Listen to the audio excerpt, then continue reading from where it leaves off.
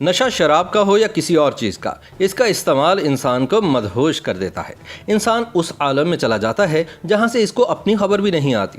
شراب کا نشہ ایک ایسی لعنت ہے جو سکون کے دھوکے سے شروع ہو کر زندگی کی بربادی پر ختم ہوتا ہے۔ آج ہم آپ کو بتائیں گے کہ شراب کا نشہ اصل میں ہے کیا اور اس سے خمار کیوں ہوتا ہے۔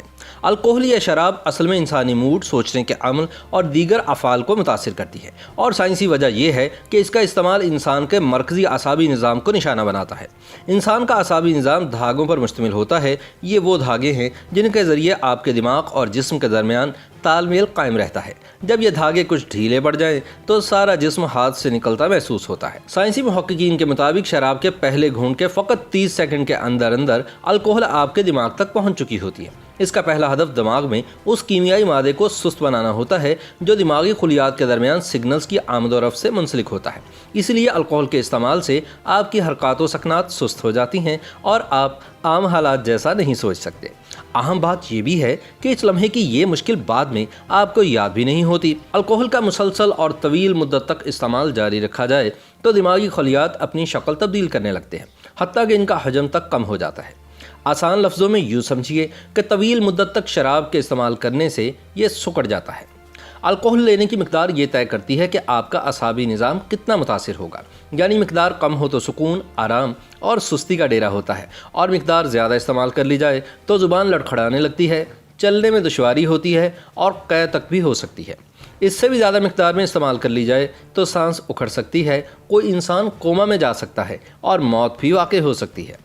سائنسی اعتبار سے الکحل سے وابستہ نشے کی کیفیات 2 یا 3 ڈرنکس کے بعد شروع ہوتی ہیں۔ قانونی اعتبار سے بلڈ الکحل کنسنٹریشن خون میں الکحل کے ارتکاز سے جانچی جاتی ہے۔ خون میں اگر یہ سطح 5.4 سے 17.4 mmol فی لیٹر ہو تو ایسے شخص کو نشے میں قرار دیا جاتا ہے۔ عام انسانی جگر 1 گھنٹے میں 1 ڈرنک سے نمٹ سکتا ہے، مگر اس کا انحصار بھی عمر، جسمانی حالت اور دیگر عناصر پر ہے۔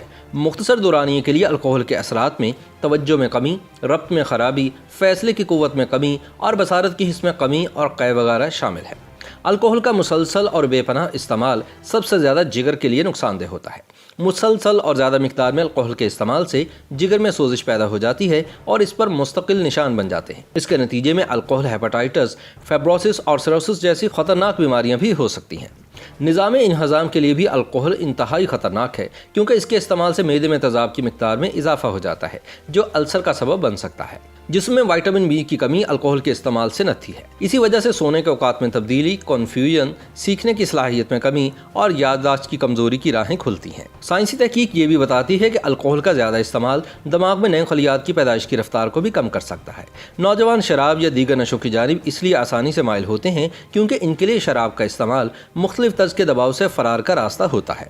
پھر چونکہ دیگر منشیات کی طرح الکحل میں بھی عادت بن جانے کی زبردست صلاحیت ہوتی ہے، اس لیے نوجوانوں میں یہ تجرباتی شوق انہیں اس لت میں مبتلا کر سکتا ہے۔